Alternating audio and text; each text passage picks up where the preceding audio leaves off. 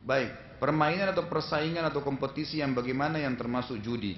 Bila mengadu nasib, bila memang itu mengadu nasib, gitu kan? Mengadu nasib dalam arti kata kalau dia taruh dana, kalau tidak maka hilang semua, gitu kan? Itu namanya mengadu nasib. Seperti umumnya kimar, gitu kan? Alat-alat yang diputar dengan nomor tertentu, kalau kita tidak kena, hilanglah semua apa yang kita taruh di situ. Itu namanya judi, kan gitu? Itu tidak boleh. Tapi kalau seandainya ada kompetisi, misalnya pertandingan lumba kuda, yang menang dapat piala, itu tidak termasuk dalam judi, gitu kan? Karena sifatnya tidak ada yang hilang sebenarnya. Kita sedang olahraga. Kalau menang dapat itu, kalau enggak enggak. Yang judi itu kalau meletakkan satu pengorbanan di situ, itu baru judi. Assalamualaikum warahmatullahi wabarakatuh. Ustaz, saya muslimah, apakah boleh memasang foto diri sendiri dan beramai-ramai di Facebook atau BB? Terima kasih. Apa tujuannya dulu? Targetnya apa untuk pasang foto, gitu kan?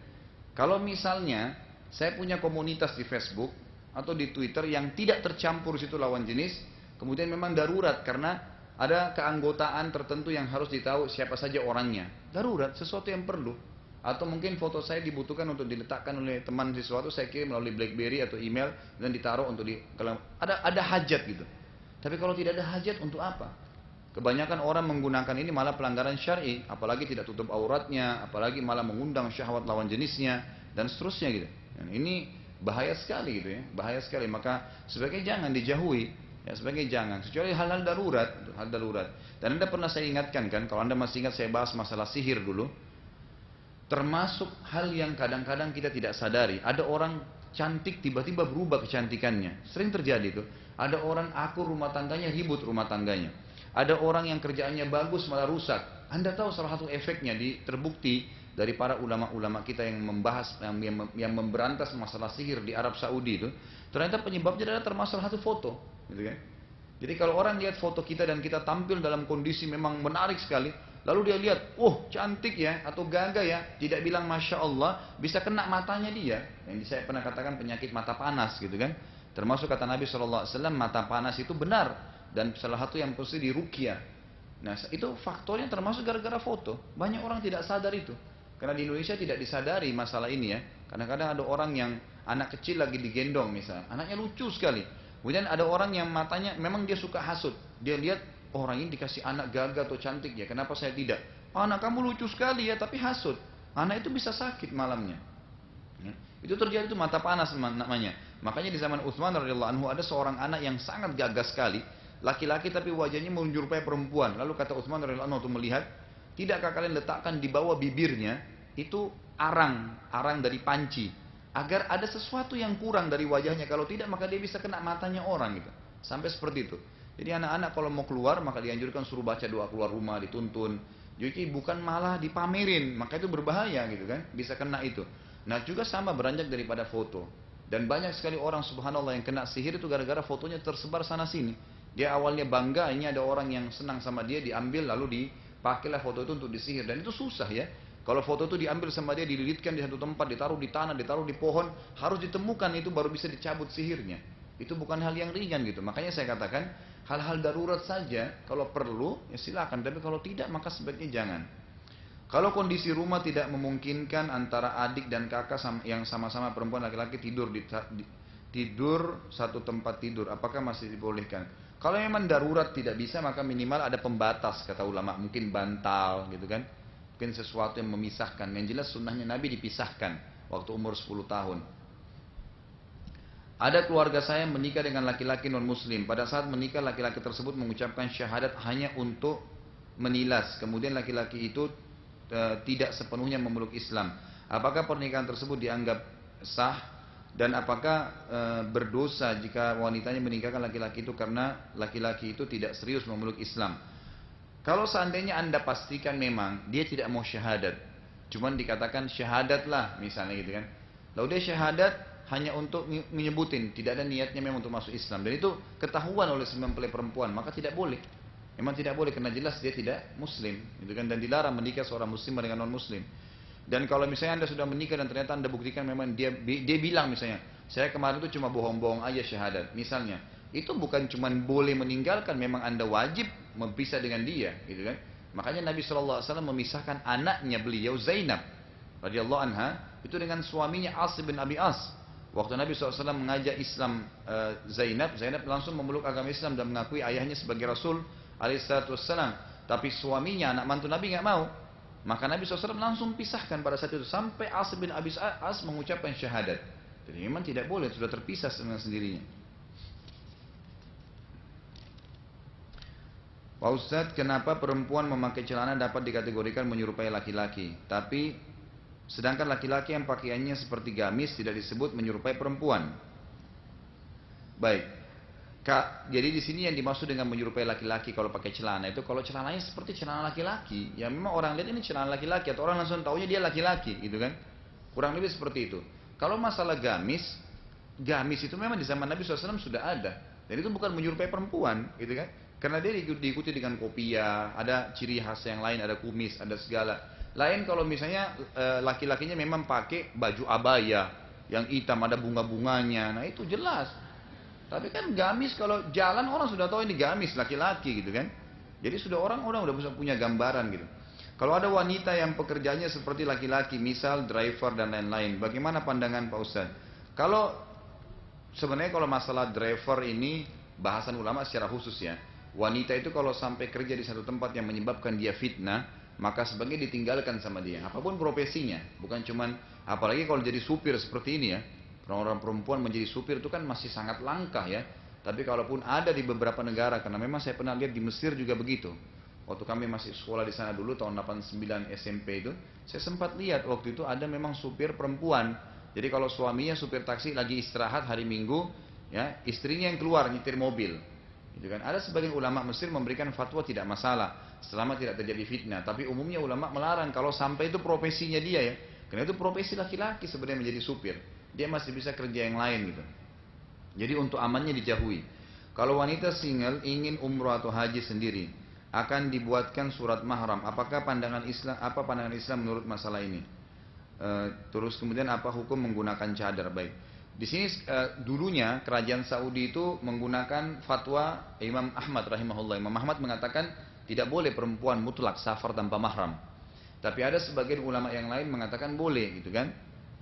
Tergantung daripada jarak safarnya yang sudah pernah saya jelaskan dulu. Selama dia di bawah kategori sehari semalam, maka dibolehkan dia berangkat tanpa safar dan memang diikuti dengan penyebab dilarangnya wanita safar, yaitu ya bahaya. Ya, bahaya dia diganggu orang lain. Tapi kalau sudah aman maka sudah terangkat permasalahan itu. Nah sekarang kerajaan Saudi sudah mengeluarkan sebuah sistem, kalau seandainya ada orang yang mau berangkat tanpa mahram, maka diberikan kepastian bahwasanya memang dia tidak ada mahramnya. Dia tidak ada mahramnya, maka nanti disendirikan di paspor itu dituliskan bahwasanya dia tanpa mahram.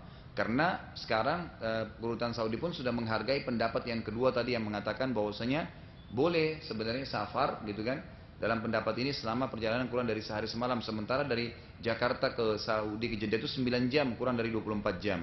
Allahu a'lam, itu yang saya ketahui. Kalau apa hukum cadar, saya lebih cenderung dengan pendapat Syekh Albani rahimahullah yang mengatakan sunnah. Dia mengatakan sunnah, jadi pahalanya lebih besar gitu kan. Tapi kalau hijab hukumnya wajib atau jilbab. Apakah wajib membaca basmalah ketika menyembelih hewan untuk dikonsumsi seperti ayam dan sapi? Karena ada yang bilang jika lupa membaca basmalah, baik sengaja maupun tidak sengaja hewan tersebut tetap halal untuk dimakan. Sebenarnya tidak yang saya temukan ya, jumhur ulama tidak mengatakan wajib, tapi hukumnya sunnah membaca basmalah. Jadi kalau dia niat ingin menyembelih karena Allah, itu sudah masuk di dalamnya, gitu kan? Jadi yang dikatakan oleh Nabi SAW, siapa yang semua sembelihan yang disebutkan nama Allah, maka itu tidak boleh ya semua yang disembelihkan dengan tidak menggunakan nama Allah maka tidak boleh dimakan. Kata Nabi SAW, semua yang tidak disebutkan nama Allah, ini ulama berbeda pendapat. Ada yang mengatakan maksudnya mengucapkan Bismillah atau dengan niatnya karena Allah Subhanahu Wa Taala. Ya sampai Imam Syafi'i rahimahullah mengatakan kalau dia seorang Muslim, gitu kan, dan dia sembelih, maka sudah halal sembelihannya. Yang penting memang dia niat. Kecuali kalau dia bilang mengatakan saya memang tidak mau baca bismillah, gitu kan. Saya memang tidak mau menggunakan nama Allah. Ini bukan karena Allah, menyembelih untuk kuburan, untuk pohon. Nah, itu tidak boleh dimakan mutlak, gitu kan. Karena mereka mengatakan ahli kitab saja dalam surah Al-Maidah ayat 5 itu boleh dimakan sembelihannya sementara mereka tidak baca bismillah. Gitu kan. Begitu juga dengan seorang muslim, gitu kan. Tapi lebih amannya membaca basmalah, mengatakan bismillah dan menyembelih sebagaimana sunnah Nabi sallallahu alaihi wasallam. Jika seorang pegawai mendapat pinjaman multiguna dari kantor tempat kerjanya dan oleh pegawai pinjaman tersebut untuk sementara disimpan di bank karena belum tahu akan dipergunakan untuk apa. Apakah uang pinjaman yang disimpan di bank tersebut harus dikeluarkan zakatnya? Kalau sifatnya memang itu hutang dan memang jadi zakat kan saya bahas waktu itu dan kita akan bahas nanti insya Allah setelah bab sholat ini. Kalau dia hitungannya haul dan nisab. Haul itu masa setahun yang Anda tentukan sendiri. Misal saya mau Ramadan ke Ramadan. Jadi Ramadan ini saya mulai hitung, Ramadan depan tutup buku, saya hitung semua akumulasi dana atau harta saya. Dikeluarkan kebutuhan dasar dan dikeluarkan juga hutang piutang. Sisanya kalau sifatnya itu memang bukan benda yang dipakai atau harta yang dipakai, simpanan atau investasi. Kalau misalnya kita beli rumah niatnya untuk ditinggalin, maka tidak masuk zakat. Mobil dibeli untuk dipakai tidak masuk zakat. Tapi kalau niat investasi maka ada kewajiban zakatnya. Atau niat untuk disimpan, beli tanah nanti satu waktu baru saya jual kalau sudah menguntungkan. Sudah niat masuk dalam kategori simpanan, ya kan itu. Walaupun dia tidak investasikan murni semuanya, maka sudah masuk dalam kategori kena zakat. Tapi kalau seandainya uang kita mau pinjam sama teman-teman pinjamin, instansi pinjamin. Kemudian tadinya ini mungkin saya mau pakai bisnis A. Ternyata nanti 2 bulan kemudian baru bisnis itu jalan dan sekarang saya sudah dipinjamkan uang. Saya mau simpan dulu, boleh saja. Nggak ada masalah disimpan dulu uang itu. Kan gitu. Yang penting memang dia gunakan pada hal yang sudah disepakati dengan pemilik dana. Memang dia gunakan untuk yang telah disepakati karena kata Nabi sallallahu alaihi wasallam, al-mu'minuna ala syurutihim. Orang mukmin harus patuh dengan syarat yang telah disepakati. Assalamualaikum warahmatullahi wabarakatuh. Ana mau neruskan pertanyaan minggu lalu. Ustadz bilang jangan sampai kita punya niat ingin menikahi lawan jenis karena ingin menolongnya dari kondisinya yang buruk atau menyedihkan saat ini. Tapi bukankah ini sering terjadi di generasi salaf? Apakah ada pengecualian untuk mereka? Mohon bimbingannya. Saya tidak tahu ya, kalau kita katakan ada contoh dari salafil ummah. Karena selama ini saya tahunya mereka kalau mau nikah, ya mereka menikah. Memang mereka suka. Karena Nabi SAW memerintahkan kita menikah karena adanya faktor yang kita suka dari orang itu. Kata Nabi SAW, lihatlah sesuatu yang menarik dari lawan jenismu yang akan engkau nikahi atau yang akan menikah denganmu. Melihat apa kulitnya, melihat sesuatu. Nabi SAW waktu menikah dengan Ummu Salamah sudah sangat tua. Tapi Nabi SAW menyukai sesuatu dari Ummu Salamah lalu menikahinya, gitu kan? Tapi kalau di sini tidak ada sebab, gitu kan? Kalau memang Anda mengatakan boleh menikah dengan seperti ini, banyak nenek-nenek yang mau dibantu, gitu kan? Silakan, boleh saja. Ada nenek-nenek kesian yang sudah bungkuk-bungkuk, ya silakan bapak-bapak yang mau nikahi boleh. Yang kalau menurut saya bukan itu, gitu kan? Jadi memang karena ada sebab faktor yang membuat Anda mau menikahinya. Kalau memang ada contoh dari salaful ummah mereka karena ingin membantu, murni yang mau membantu, itu silakan nanti tolong disampaikan kepada saya, nanti kita bisa diskusikan masalah ini. Dan yang kedua, bagaimana kita bisa tahu kalau mimpi itu datangnya dari Allah atau dari setan? Sudah 3 hari berturut-turut teman saya dimimpikan kalau kiamat akan tiba. Adakah artinya? Jadi ada buku yang pernah saya jelaskan itu namanya Ensiklopedia Mimpi. Tulisannya Ibnu Sirin rahimahullah. Ulama tabi'in yang masyhur. Jadi mimpi itu panjang ya. Yang jelas kesimpulannya ada 2 macam. Ada ru'yah, ada hilm. Kalau ru'yah itu adalah sesuatu yang merupakan dari Allah. Maksudnya di sini ru'yah sebagaimana sabda Nabi SAW. Ru'yah sadiqah, mimpi yang benar bagi orang yang beriman. Jadi syaratnya harus orang itu beriman kepada Allah. Gitu kan? Mimpi yang benar bagi orang yang beriman, gitu kan? Itu adalah bagian cabang daripada bagian kenabian, ya, kemujizatan Nabi. Nah kalau hilm sudah dari setan. Bagaimana kita membedakan keduanya? Ibnu Sirin menjelaskan. Kalau ru'ya itu umumnya dikarenakan orang ini dekat dengan Allah Subhanahu Wa Taala, maka Allah mimpikan dia. Mimpinya itu juga dijabarkan lagi menjadi 2 cabang. Yang pertama, bisa saja dia mimpi sesuatu yang baik, yang akan dia dapatkan. Misal dia mau umroh atau dia mau haji, dia lihat dia sedang pakai ihram, dia lihat dia sedang tawaf, dia lihat matahari terbit di dekat Ka'bah. Itu semua berarti isyarat dia akan berangkat ke sana. Atau bisa saja dia mimpi karena dia pernah beriman lalu dia berbuat salah. Lalu Allah Subhanahu Wa Taala ingatkan dia dengan cara di mimpi dia masuk neraka. Dia mimpi dia disiksa oleh Allah, gitu kan? Nah itu juga termasuk mimpi yang baik, ru'ya shadiqah.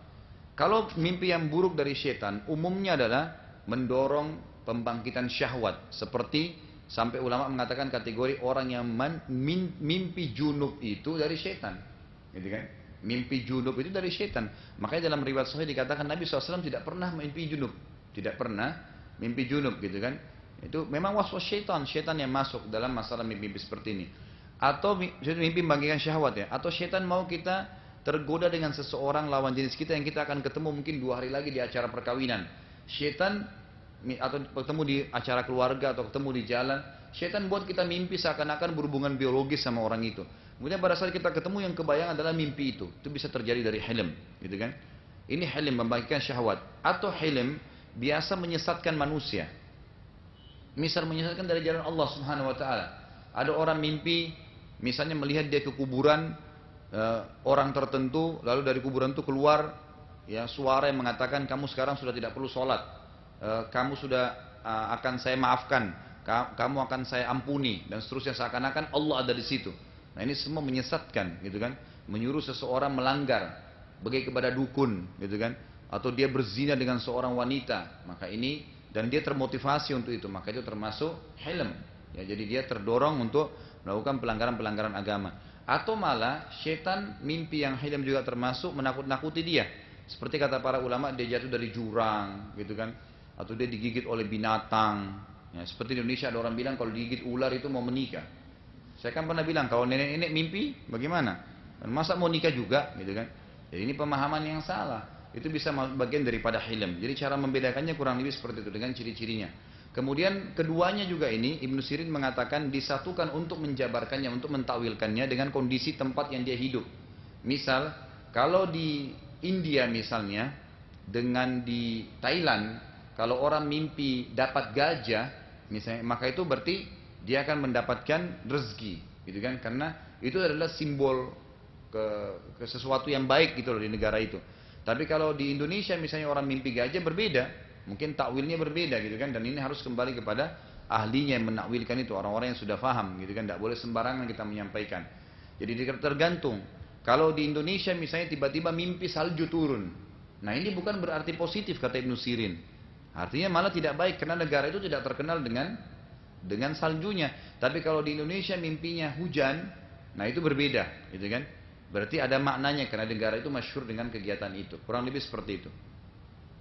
Benarkah tidak ada istilah almarhum dan almarhumah dalam Islam? Benar. Tidak ada sebenarnya ya. Yang ada itu Allah yarham. Kan gitu. Kenapa dikatakan almarhum tidak ada? Karena kata-kata almarhum ini ada namanya dalam bahasa Arab jazm. Penekanan. Artinya almarhum pasti dirahmati, itu artinya. Nah ini ulama mengatakan tidak bisa masuk dalam kategori karena memang tidak pernah Nabi SAW ucapkan kepada sahabat yang mati di Badr, di Uhud almarhum, tidak pernah. Jadi kan Nabi SAW tidak pernah sebutkan itu. Tapi ada beberapa golongan salaf dari tabi'in dan sahabat yang mengatakan Allah yarham, itu dibolehkan. Dan Nabi SAW juga mengatakan Allah maghfir lahum warhamhum, ya Allah ampuni rahmati mereka. Jadi boleh kita doakan, gitu kan? Boleh dalam fi'lul mudhari' yang kata-kata mengatakan Allah yarhamuhu misalnya, semoga Allah merahmatinya. Jadi fi'il mudhari itu adalah kata kerja yang akan datang atau sementara terjadi. Atau kita menggunakan fi'ilul madhi, sesuatu yang sudah lewat, kita mengatakan rahimahullah atau rahimahallah, yang berarti doa juga, semoga Allah merahmatinya, semoga Allah ya merahmati dia laki-laki atau dia perempuan. Jadi kata-kata almarhum tidak ada. Lebih fatal lagi kalau digunakan untuk orang non muslim. Di Indonesia ini kan kalau di berita-berita biar orang non-muslim kan gitu. Itu hari salah satu pimpinan perusahaan besar di Indonesia, saya sudah sebutkan namanya, mati. Almarhum ini meninggalkan istri dan anak begini. Ini almarhum nggak bisa dipakai.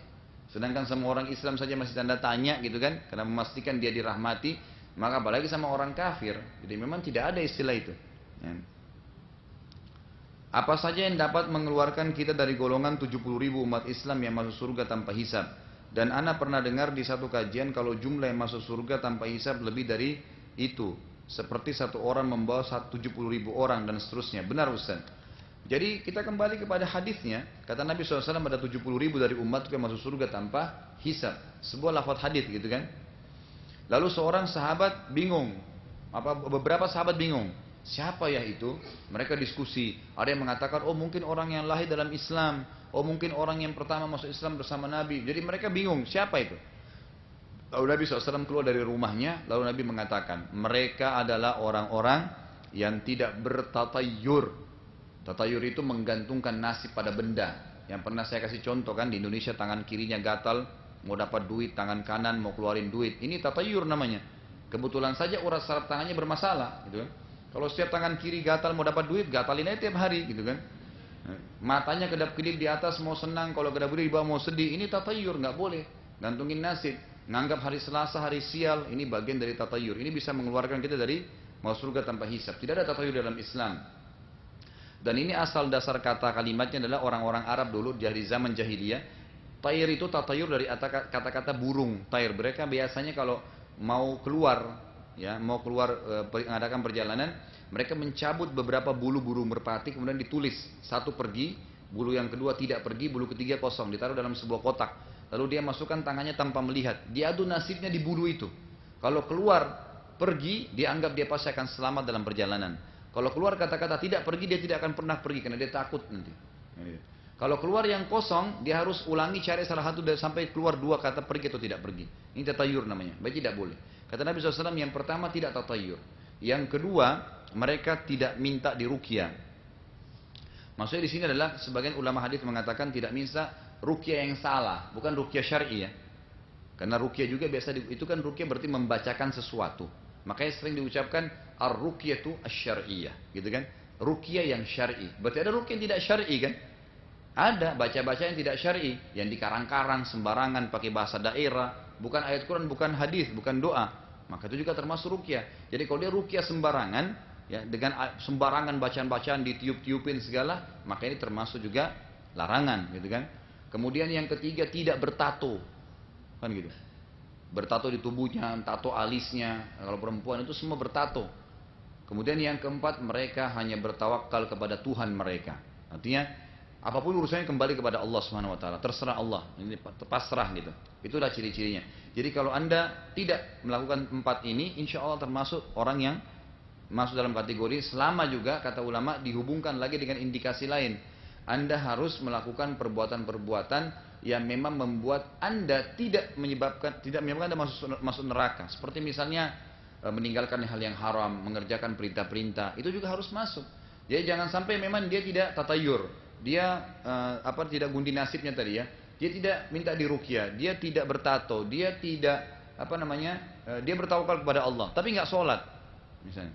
Tapi dia membangkang tentang syahadat, berbuat syirik, ya tidak dapat. Karena harus berhubungan hadis ini dengan indikasi yang lain. Jangan sampai ada variabel yang membuat Anda bisa masuk neraka gitu. Jadi harus dijauhi. Kurang lebih seperti itu gambarannya gitu kan. Kemudian tadi dikatakan ada memang riwayat lain yang menjelaskan bukan berarti 70.000 itu dipatok. 70.000 saja. Kenapa? Karena ada beberapa riwayat lain yang menjelaskan gitu kan. Di antaranya seorang mukmin bisa memberikan syafaat keluarganya. Gitu kan. Orang-orang mukmin, para nabi memberikan syafaat. Dan ada hadis lain juga menjelaskan dari 70.000 itu akan ada setiap orangnya membawa lagi 70.000 yang lain. Ada beberapa asar menyebutkan masalah itu. Allahu a'lam, dan mudah-mudahan masih terbuka pintunya insyaallah. Yang jelas kata para ulama, waktu Nabi SAW sampaikan ini, seorang sahabat berdiri bernama Uqasyah bin Muhsin radhiyallahu anhu. Beliau mengatakan, "Ya Rasulullah, doakan saya termasuk 70.000 itu." Kata Nabi SAW, "Kau termasuk." Lalu sahabat lain yang beri lagi mengatakan, "Ya Rasulullah, saya juga." Kata Nabi SAW, "Kau telah didahului oleh Uqasyah." Ya, kata para ulama hadis ada dua makna hadis ini. Yang pertama, memang Uqasyah orang layak masuk 70.000 itu, dan yang satu tidak layak. Yang kedua, pendapat juga sama mengatakan bahwasanya memang Nabi SAW ingin membuka peluang 70.000 itu untuk siapapun sampai akhir zaman nanti. Karena kalau Nabi tunjuk-tunjuk sahabatnya, nanti kehabisan untuk orang lain gitu kan. Kurang lebih seperti itu. Ustaz, apakah wanita yang menggunakan celana panjang termasuk dalam wanita yang menyerupai kaum laki-laki? Ya tergantung celana laki-laki atau celana perempuan gitu kan.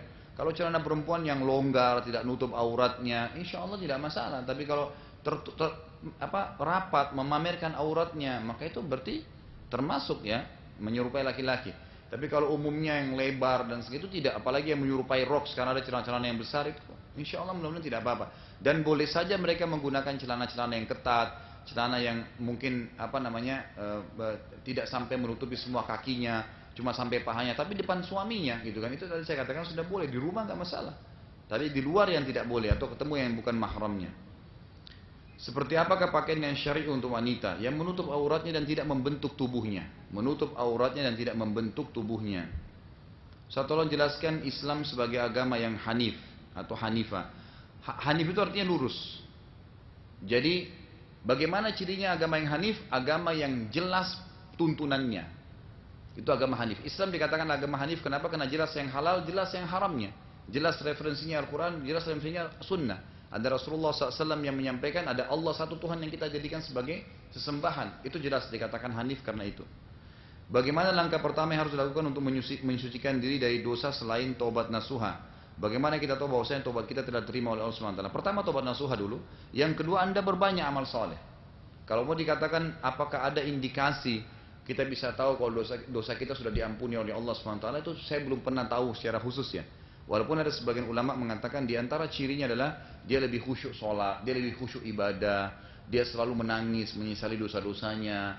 Kemudian Allah kadang-kadang mencoba dia dengan cobaan-cobaan pada saat dia selesai tobat nasuha. Itu termasuk juga tanda-tanda dari sebagian ulama bahwasanya tobatnya diterima. Ustaz, apa hukumnya KB? Dibolehkan atau tidak bila seseorang istri memakai KB gitu kan? Jadi KB ini kalau asal kisahnya kan dulunya Yahudi membuat program untuk mengurangi jumlahnya masyarakat Palestina. Awalnya itu. Karena mereka dikagetkan satu hari membunuh 5 masyarakat Palestina, lahir 10 orang. 5 dibunuh, 10 lahir. Tiap hari begitu. Dan di Palestina tidak ada KB gitu kan. Maka mereka buat untuk itu. Lama-lama dikembangin jadi program internasional untuk memerangi umat Islam. Saya tulis di tesis S2 saya temukan salah satu statement yang disampaikan oleh Perdana Menteri Inggris pertama kali, kalau tidak salah tahun 1930-an, itu pertama kali dikeluarkan itu, dia mengatakan kita harus memasukkan alat ini, ya pembatasan keturunan ini kepada umat Islam agar meredam pertumbuhan mereka. Memang awalnya programnya untuk itu, tapi lama-lama karena dia sudah mulai di program internasional, orang sudah mulai melupakan sebab asal muasalnya, kemudian dikembangkanlah. Akhirnya ulama melihat kalau memang itu digunakan ada maslahatnya memang benar. Gitu kan, tidak ada madarat bagi seorang muslimah, karena kebanyakan orang yang habis KB susah hamil lagi gitu kan, umumnya begitu. Pada saat mereka berhenti maka susah gitu kan untuk kembali lagi hamil, sementara hamil adalah sebuah perbuatan ibadah yang besar bagi seorang muslimah gitu kan ya. Sebagaimana kata Nabi SAW, wanita ahli surga adalah wanita yang banyak melahirkan dan penuh dengan kasih sayang gitu kan, berarti ada motivasi. Wanita kalau meninggal dalam keadaan dia hamil atau dia melahirkan berarti dia mati syahid, itu berarti fadilah yang besar bagi seorang muslimah gitu kan. Jadi mereka mengatakan kalau seandainya dipastikan tidak ada indikasi, tidak ada bahan-bahan haram, tidak ada madarat bagi seorang muslimah, boleh. Itu pun dengan syarat bukan mengikuti program asalnya, yaitu mencukupkan anak 2 tapi mengatur jarak keturunan, boleh. Lalu Anda tanya, kira-kira kalau tidak KB harus pakai apa? Anda kan sudah KB ini baru sekitar 70 atau 80, ambillah 90 tahun, 100 tahun yang lalu. Sebelumnya bagaimana caranya orang kalau tidak mau punya keturunan? Anda dikenal dalam agama namanya azal. Azal itu adalah sahabat mengatakan kami di zaman Nabi SAW berazal dan Nabi SAW tidak melarang kami. Apa itu azal? Mengeluarkan sperma di luar kemaluan istrinya. Atau mereka menggunakan KB alami yang sifatnya perhitungan tanggal. Kan masa subur perempuan sudah jelas. Kapan sel telurnya terbentuk? Itu kan hanya beberapa waktu sebelum haid dan sesudah haid kan? Cuma beberapa hari. Kalau selain itu berhubungan walaupun berulang-ulang tidak akan hamil karena tidak ada sel telurnya. Walaupun spermanya banyak. Maka itu bisa dilakukan sebenarnya. Perhitungan tanggal itu insya Allah sudah ribuan tahun berjalan dan itu sudah sunnatullah. Jadi tidak memakai alat pun bisa sebenarnya. Ustaz pernah bilang kalau anak perempuan tidak wajib memberi nafkah orang tuanya. Bila orang tua sudah tua, renta dan tidak mampu membiayainya sedangkan si wanita sudah menikah. Lalu pertanyaannya apa?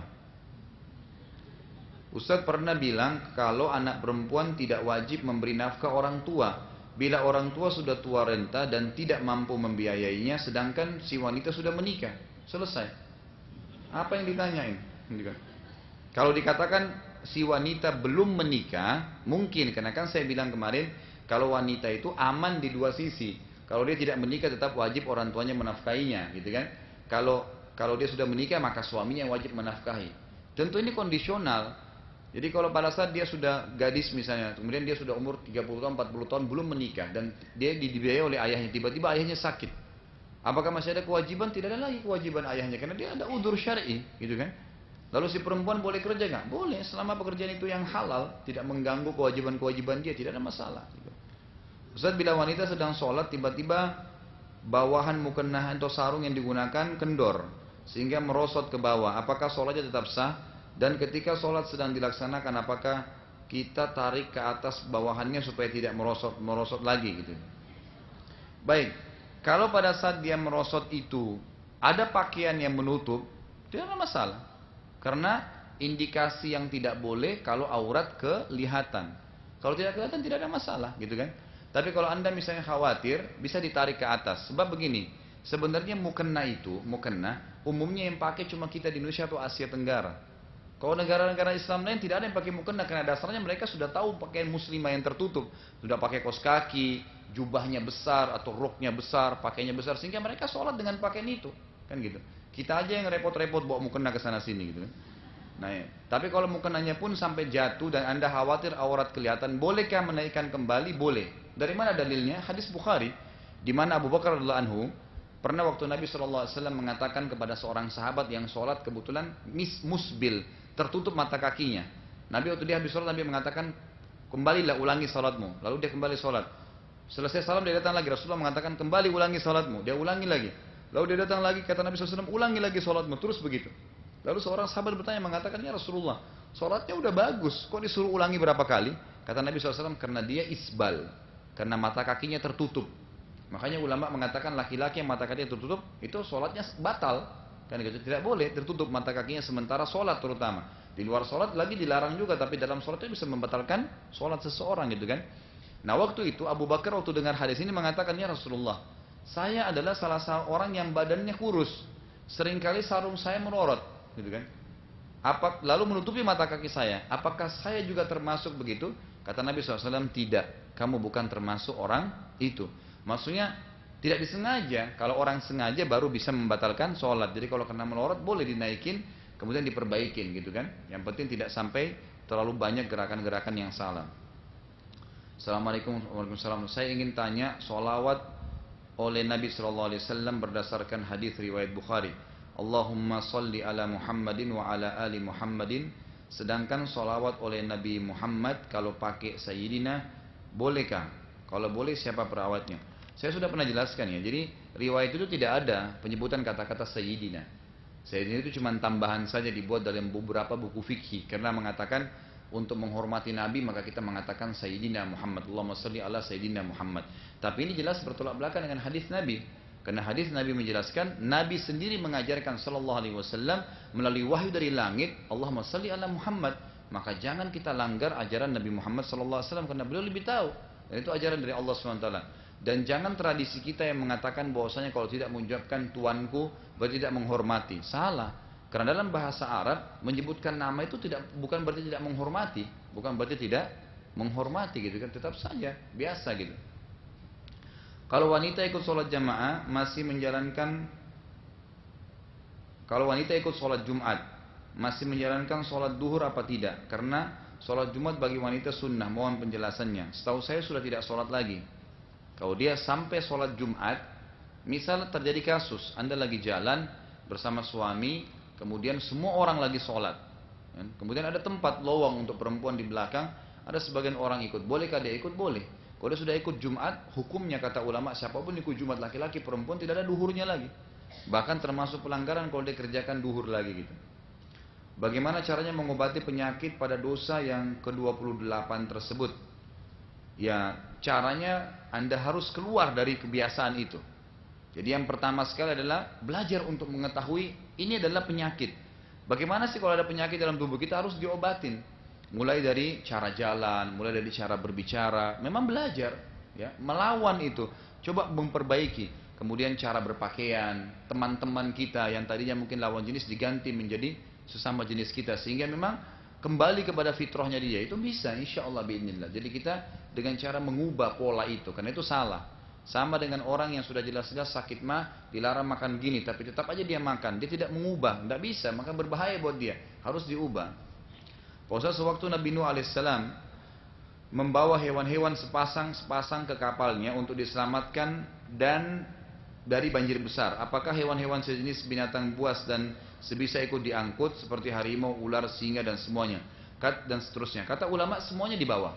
Jadi dengan izin Allah SWT semua yang hidup sekarang dari jenis hewan dan jenis manusia gitu kan, maksudnya yang kulit putih, kulit hitam, segalanya seperti ada turunan di Eropa, di Afrika, segalanya itu semuanya ada di zaman Nabi Nuh alaihissalam. Karena memang waktu itu terjadi kiamat kecil ya yang membanjirkan semuanya hancur gitu kan. Maka yang ada di kapal Nabi Nuh itulah yang berkembang biak setelahnya. Maka ulama mengatakan semua jenis hewan ada, di antaranya yang berbisa dan seterusnya. Sewaktu Wahsy sang pembunuh Hamzah datang pada Nabi SAW dan menyatakan keislamannya, Nabi SAW memaafkannya, tapi beliau bersabda, menjauhlah Wahsy dariku jika engkau dapat melakukannya. Hal itu apakah disebabkan karena Nabi SAW masih sakit hati dengan Wahsy? Kalau tambahan yang mengatakan Nabi SAW mengatakan menjauhlah dari saya belum pernah tahu ya. Tapi yang saya tahu memang Wahsy setelah membunuh Hamzah di perang Uhud, kemudian dia masuk Islam setelah itu, jauh setelah itu, ya kapal pembebasan kota Mekah. Lalu Wahsy sempat mengatakan kalimat begini, kan Wahsy ini dia bunuh pamannya Nabi Hamzah, tapi dia juga membunuh Musailam al-Kadzab. Siapa itu Musailam al-Kadzab? Adalah orang yang mengaku sebagai Nabi di zaman Nabi SAW, di akhir hidup Nabi. Maka Wahsy mengatakan, aku terus merasa berdosa dengan membunuh Hamzah, sampai aku membunuh Musailam al-Kadzab. Ini dibalas dengan yang itu. Itu yang saya tahu riwayatnya, Allahu a'lam.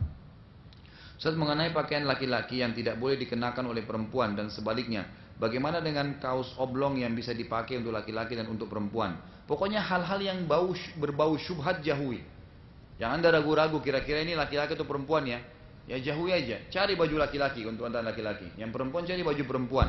Udah nggak usah cari masalah gitu ya. Baik, contoh kasus. Apabila suami istri bercerai dan meninggalkan seorang anak, anak tersebut sekarang sudah dewasa. Pertanyaannya, apakah seorang ayah akan diminta pertanggungjawaban di akhirat nanti jika si anak tersebut melanggar hukum Allah atau berdosa, sedangkan ayahnya sudah bercerai ketika si anak tersebut masih kecil dan belum sempat mendidiknya? Tentu pada saat bercerai pun, ada kan namanya hak asuh ya. Kalau dalam pemerintahan juga itu, dalam pengadilan juga ada. Siapa yang diberikan hak asuh, misalnya si ibu yang diberikan, maka ibu itu berarti yang potensinya lebih besar bertanggung jawab. Si ayah yang pisah rumah punya kewajiban memberikan nafkah. Dia tidak bisa menghubungi masalah pendidikan. Dia bisa memberikan masukan, tapi hak asuh mutlak. Kalau pindah ke tangan dia hak asuh, bakal dari tanggung jawab dia. Insya Allah kalau dia sudah memberikan nafkah yang halal, kalau ada yang salah dia tahu, dia coba nasihatin, maka sudah gugur kewajiban dia. Pertanyaan saya, apakah betul boleh menggabungkan dua jenis puasa dalam satu hari, misal sunnah dengan wajib atau sunnah dengan sunnah?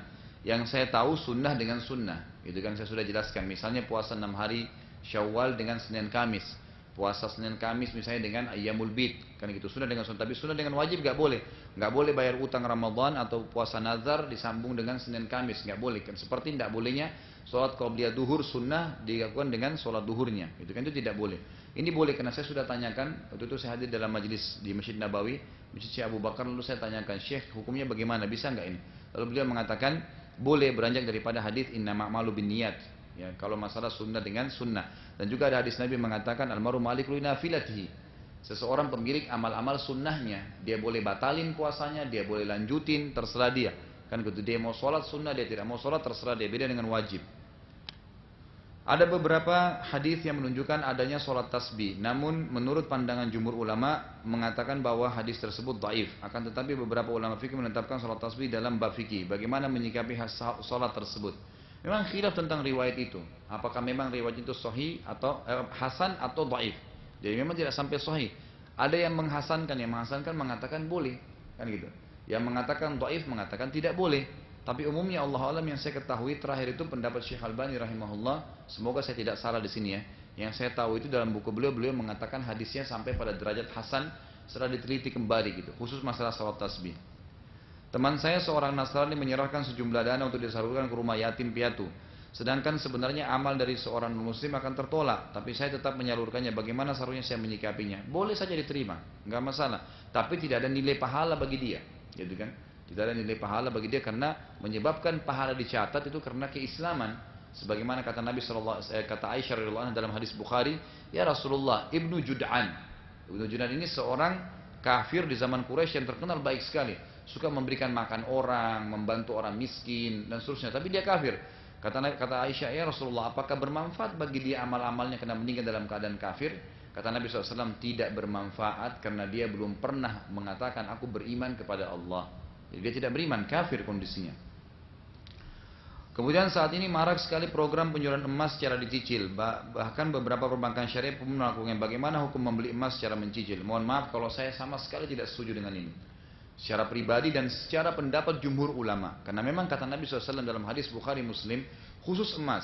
Kata Nabi SAW, yad biyadin. Ya. Mithlan bimithl. Jelas konsepnya. Harus cash and carry. Store tanda tunai, ambil barangnya. Selesai. Dan harus mithlan bimithil, serupa. Jumlahnya berapa, dibayar berapa. Harus serupa. Artinya kalau mau tukar emas, cincin saya emas mau tukar sama gelangnya teman saya, maka tidak boleh cincin sama emas sama gelang saja. Harus seimbang. Misalnya cincin di gelang itu senilai dengan 2 cincin, harus 2 cincin dengan 1 gelang. Itu jelas sekali sabda Nabi SAW. Maka saya sarankan teman-teman di sini jauhi, gitu kan.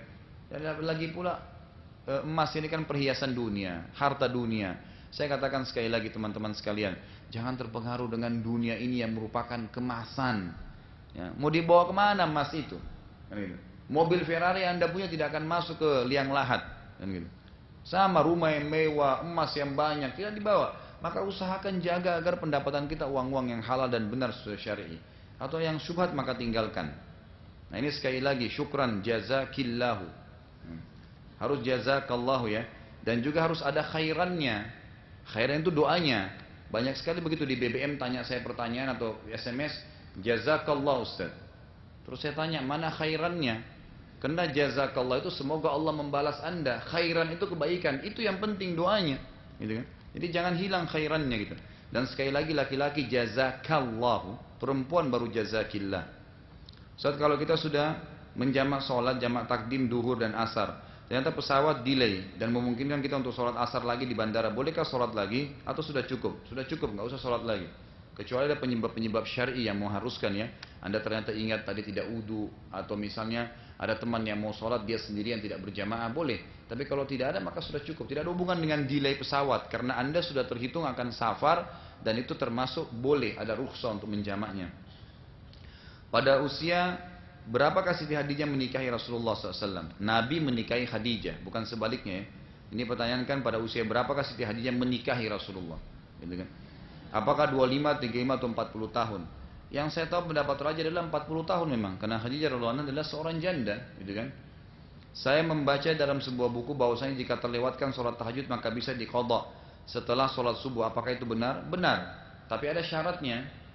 Kalau seandainya Anda sudah rutin mengerjakan sholat tahajud, misalnya tiap malam tahajud, satu malam kebablasan tidur, bangun azan subuh, tidak sempat sholat tahajud. Bolehkah saya kerjakan tahajudnya? Boleh, sebelum sholat duha. Dari mana dalilnya? Hadis sahih riwayat Imam Ahmad. Bahwasanya Nabi SAW pernah 1 kali kelewatan sholat tahajud, lalu beliau mengerjakan sebelum duha sejumlah 12 rakaat. Maka para ulama mengatakan kalaupun yang mau mengerjakan seperti Nabi SAW, maka witirnya bukan 3 tapi 4. Jadi sudah genap, karena Nabi SAW tadinya biasa sholat 11, sekarang jadi 12. Dan itu yang dijadikan sebagai 4 rakaat adalah witirnya. Berdasarkan hadis Rasulullah SAW bahwasanya di akhirat nanti Allah SWT berkata kepada para penghafal Al-Quran, baca, naik dan tartilkanlah. Sebagaimana engkau tartil di dunia, maka sungguhnya derajatmu berada di akhir ayat yang engkau baca. Pertanyaannya adalah, kira-kira mengapa dikatakan baca, naik dan tartilkanlah? Dan bukan baca tartil dan naiklah. Apakah ada riwayat yang menjelaskan lebih lanjut tentang hadis tersebut?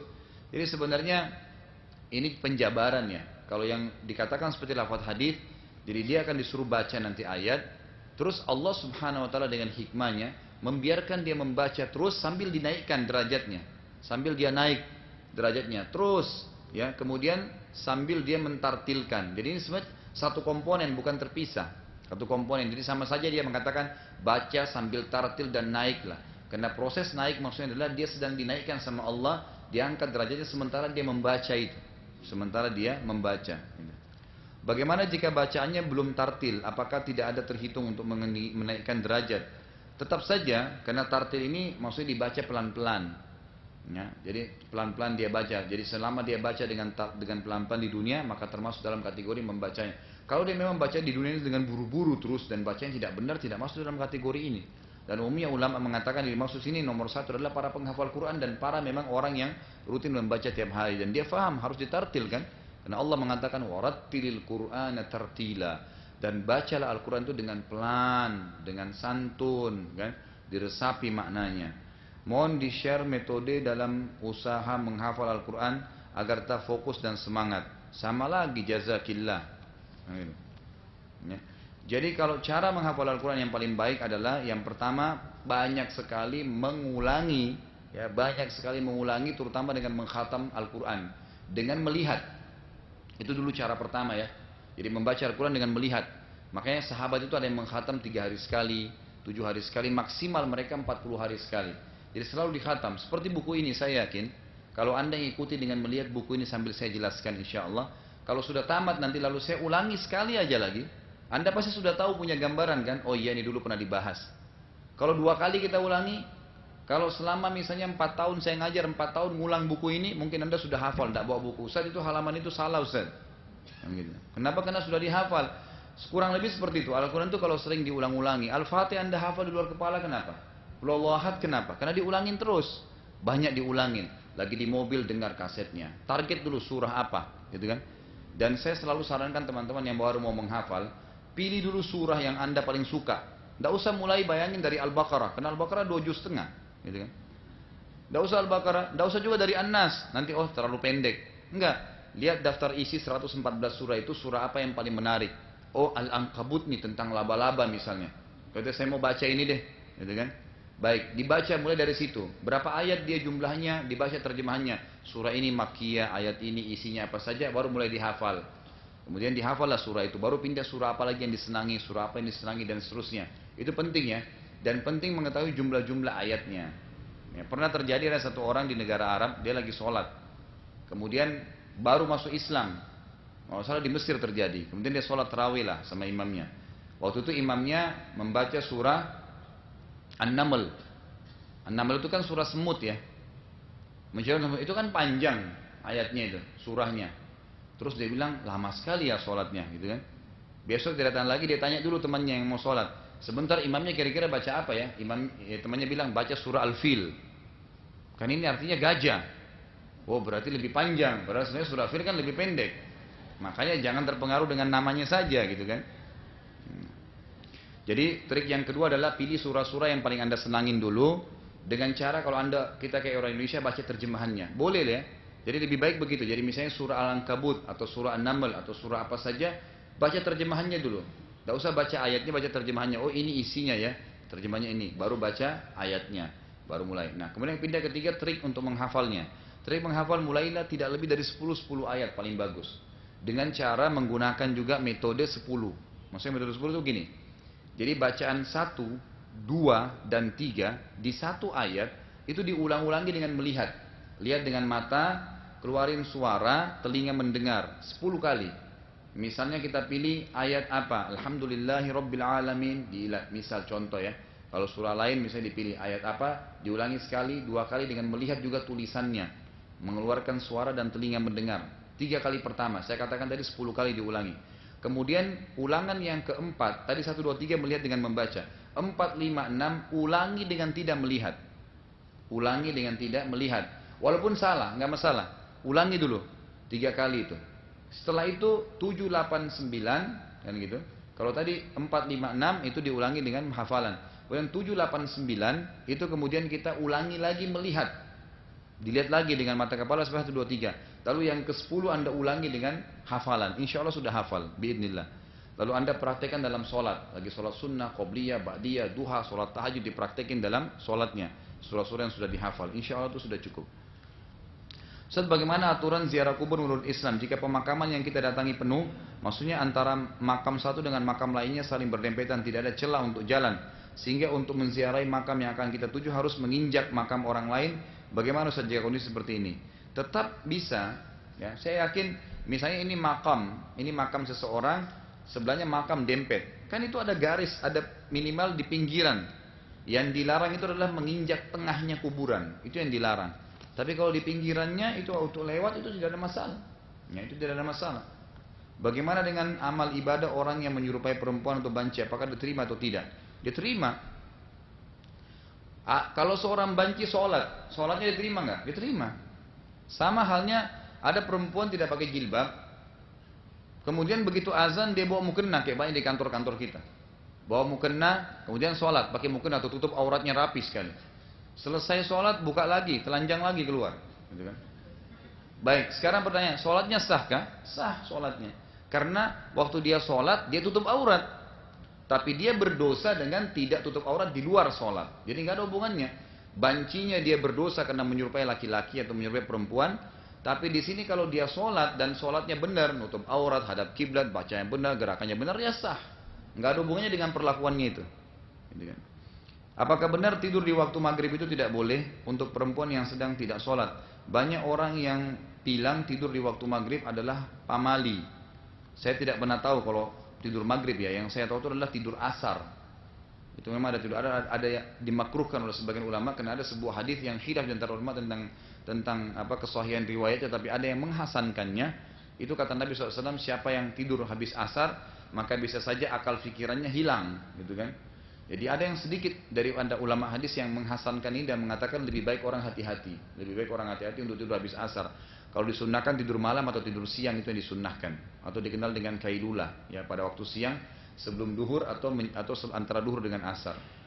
Bolehkah mengenakan celana panjang untuk pakaian dalam? Ini sudah tadi ya. Karena saya menggunakan baju longgar di luar.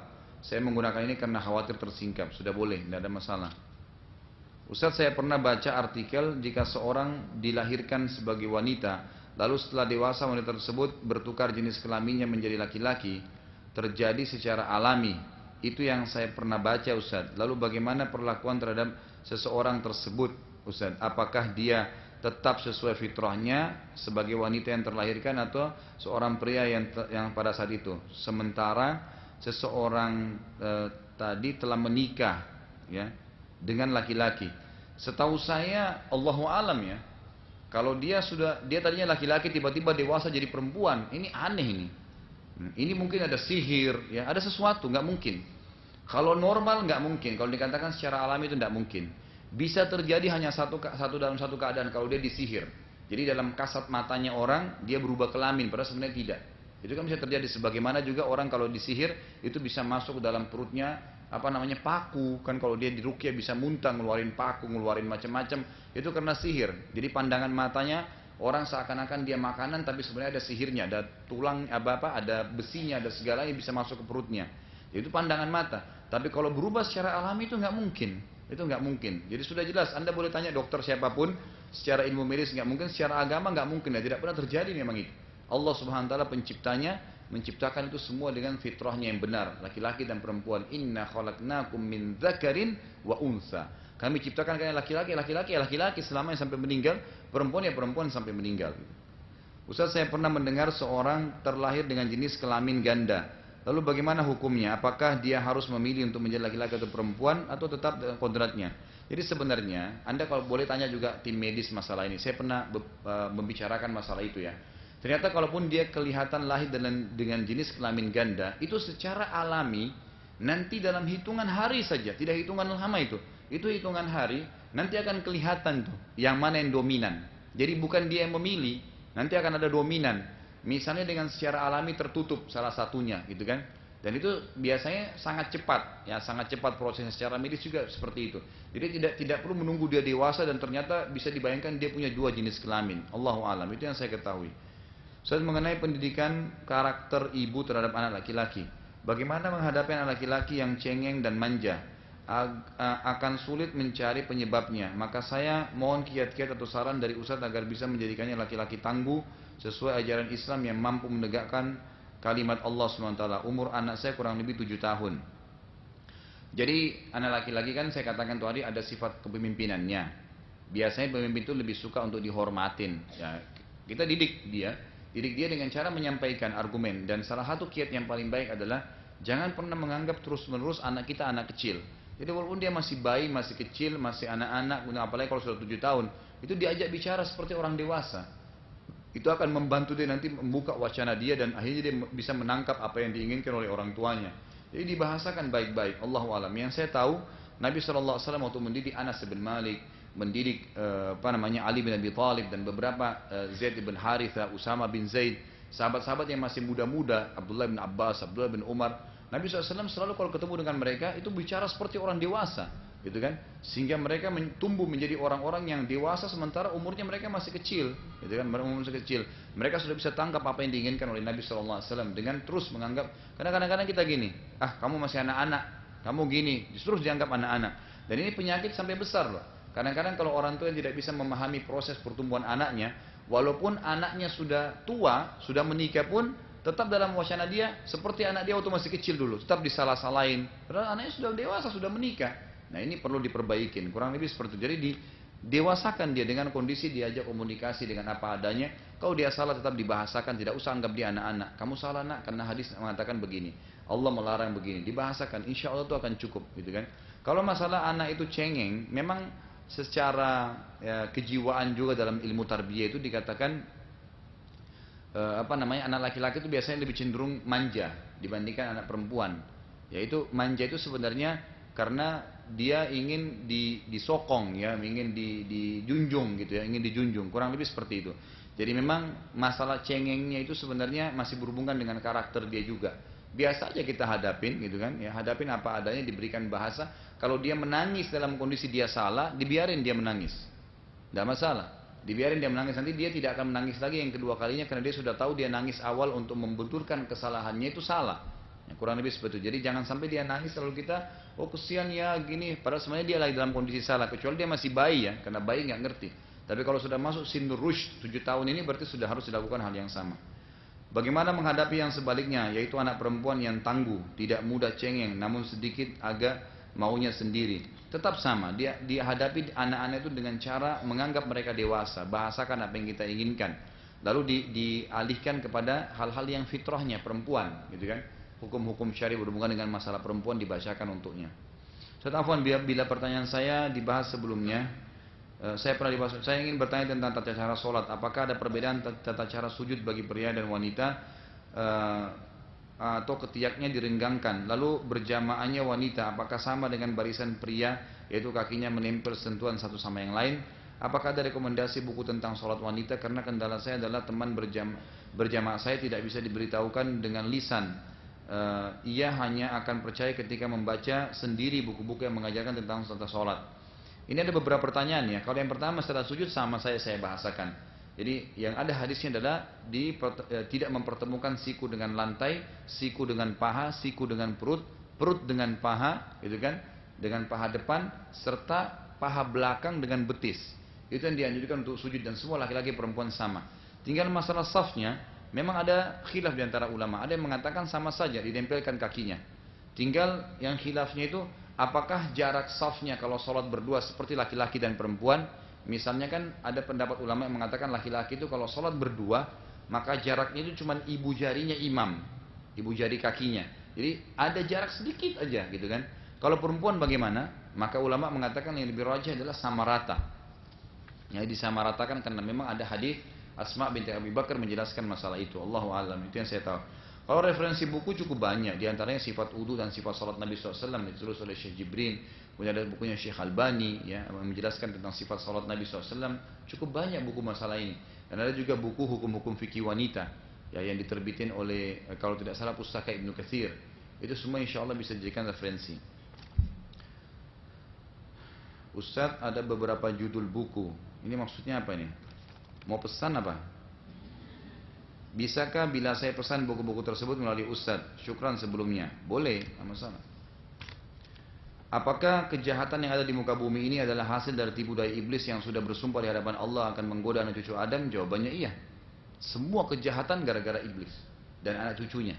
Makanya kata Nabi SAW, iblis punya singgasana di lautan yang setiap hari anak cucunya melapor kegiatan kejahatan. Saya baru buat ini, saya baru buat itu, sampai ada anak cucunya yang mengatakan saya baru menceraikan suami istri, lalu diangkat oleh iblis didudukkan di sebelahnya. Kata-kata Nabi SAW yang mengatakan iblis punya singgasana di lautan tiap hari anak cucunya melaporkan semua keburukan, berarti semua perilaku itu disebabkan oleh dia. Ataukah ada mekanisme lain kejahatan di muka bumi yang Allah turunkan ke muka bumi? Tidak ada. Yang sudah jelas Allah cuma mengatakan syaitan musuh kita, tidak ada yang lain.